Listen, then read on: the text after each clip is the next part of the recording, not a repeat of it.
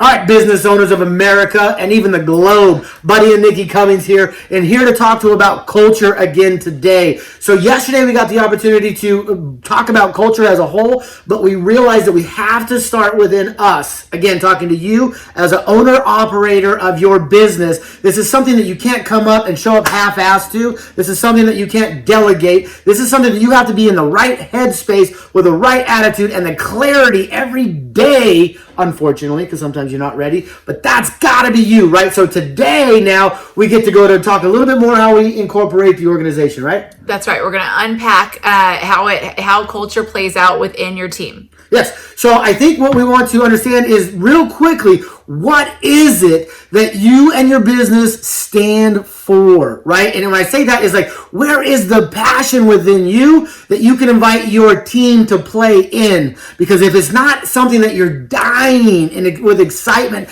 to be a part of and to live out, and your team can't live off that and feed off that and want some of it, you don't have a chance, right? That's right. And so you look at like the Facebooks and the Apples and the Teslas of the world, right? All amazing companies, right? Yeah. Cutting edge, innovative, all very different cultures, right? And so your culture has to start with you and it has to permeate to your team. And you can't fake care and concern for your team, right? Yeah. You have to genuinely, even on the days that you're not feeling it, when you have a bad day or your team isn't hitting their metrics, you've got to find it in your heart to genuinely love and care about your people. Yeah, 100%. And we're going to touch on that in a second. I'm going back to this passion because I want to do my best to put a exclamation point on it because, like, for us as the example, right? My business was the Clubhouse, as people used to laugh about, because I would show up every day super excited to live out a passion and be like, oh my gosh, this is literally the funnest thing I get to do in my business. And I'd be in the office for hours, like grinding out spreadsheets, and the mayor was like running around with his coffee, checking in on everybody, and like it was just so genuine. And that's how you started your day. Right, because I knew that I'm owning the culture, and if they can see me having fun and living out a passion and a life and a vision that they could be a part of, I knew real quickly like who wants to play this game with me. Not who wants a job, not who wants to just get paid, right? Mm-hmm. This is who wants to play and who wants to win, who wants to go to the Super Bowl of what we're doing. That's right. Right? So, okay, so now going on to caring and concern about them, right? And I think that was a critical point. Because it's one in those things, before you ask them, like, hey, you got that spreadsheet, you got that thing that you're looking for, you have to ask them, how are you doing today? Right? And you need to listen. Don't just move on. You need to listen, because if somebody got a divorce last night or some crazy thing happened, you need to be aware of that, and you need to be right there with them. And because then they understand, wow, he sees me as a human. Yeah. Right? And because we were scaling a company from the day it started until the day we sold it, but from beginning to where it is now, and we had aggressive growth strategies, we had to invest in every single person. And there were those relationships that you poured into, especially with your decision makers, your inner circle, if you will, to where they knew I would move mountains for them.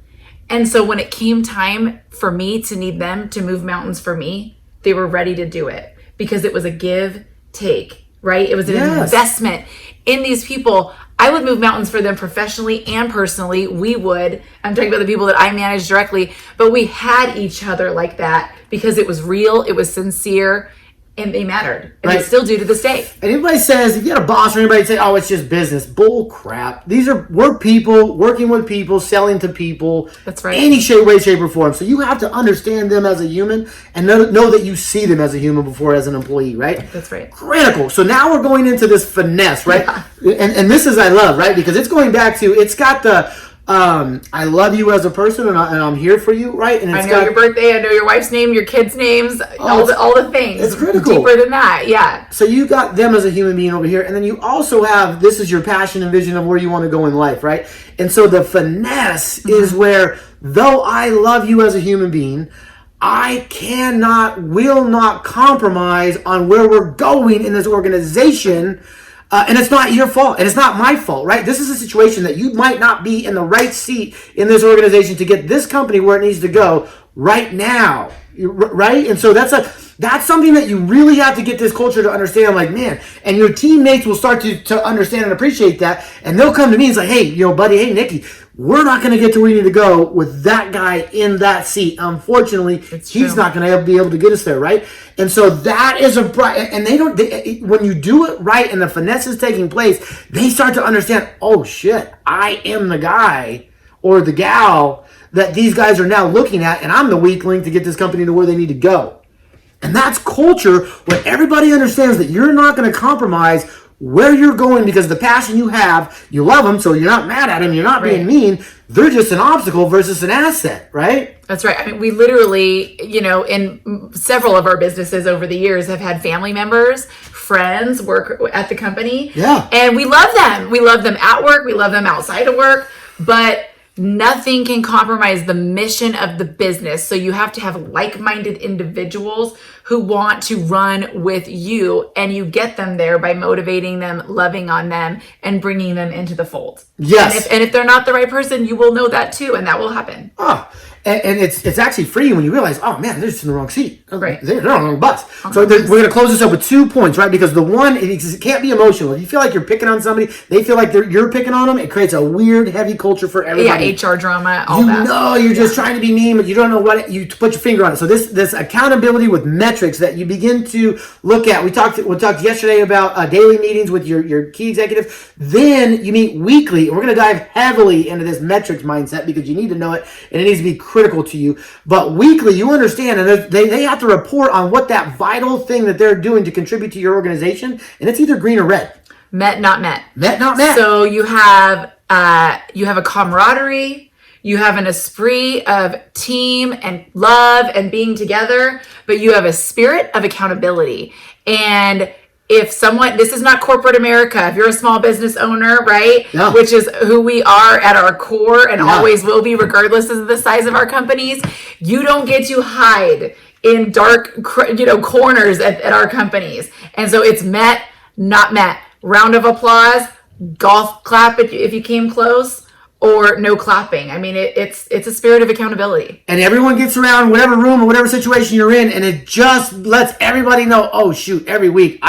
If they miss it 1-2 weeks, that's okay. But if it's a month of missed, it's like they know. Everybody knows. Their managers are meeting with them, or if you're their director of reports, you're meeting with them. You have to be able to look yourself in the eye if someone isn't going to thrive and say, I did everything I could for that person. So if they're on the wrong track, our job as leaders is to help get them corrected and help give them the tools and resources to get them on the right track. I always say, to success, or sometimes to the exit door. Yeah, and you can do it with a smile. And what do we got to do to get you back on track? Who here can help him? You do whatever you can, but he doesn't get out of the accountability that's just right there every week. And there's so much behind that on how you get the accountability. More to come on that. Yeah, it's brilliant. They'll even tell you what they think their goals should be. Or I know I'm not the right person. Right. It's crazy how it all works out when you're just vulnerable and understanding where you're going and why you're going there. So I'm going to finish on this last point, and I think it's the most important one because we said we've been in business for the last 20 years, made millions. And thankfully through the best teams on the planet, doing amazing things in the industry. That's right. But here's the last 5 years where I truly feel like the most success came from in our culture. And that's when I stopped trying to be like everybody else. For 15 years, I was always insecure of our culture and wanted to fit in to the world. And we started to say, like, no, we are freaks of nature. We are crazy. We are entrepreneurial madmen, right? It almost became... I would tell people in interviews, we are not a one-size-fits-all company. We know we're not for everyone. And we're okay with that. It is so fun when you get to understand like who you are and your team understands who they are. And they know they're not normal. They know they're a little bit crazy. And whatever that bent is, our mission statement for the last 20 years, and I still, on the next business, will be here to serve. Do you have a heart to serve? It was just critical in our DNA. Are you a crazy fanatic executor, entrepreneurial guy? You got to find a way to get it done. I don't care what the problem is. You got to bring us solutions. You don't bring us problems. All these things that would just become this, oh man, that guy would be really good in a corporate environment where security and stability is more their MO. Right. This guy would probably be better in maybe at a bait and tackle shop on the corner. But where we're going, you just got to own it, and you got to be it, and you got to be proud of it, and your team has to assimilate to it, right? Yeah. So that's the last one. Be comfortable with what you are and almost call it out where everybody can then own it in their own little freak flag and be proud of it, because that's what's going to make you special, it's going to make you unique, and it's what's going to make people want to be a part of what you're doing, right?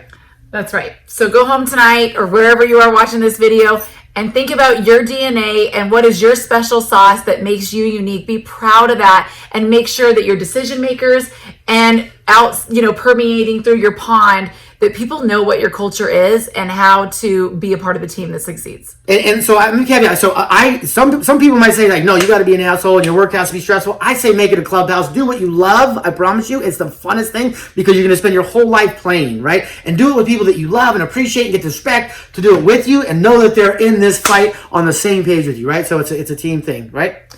That's right. All right, let's go get it.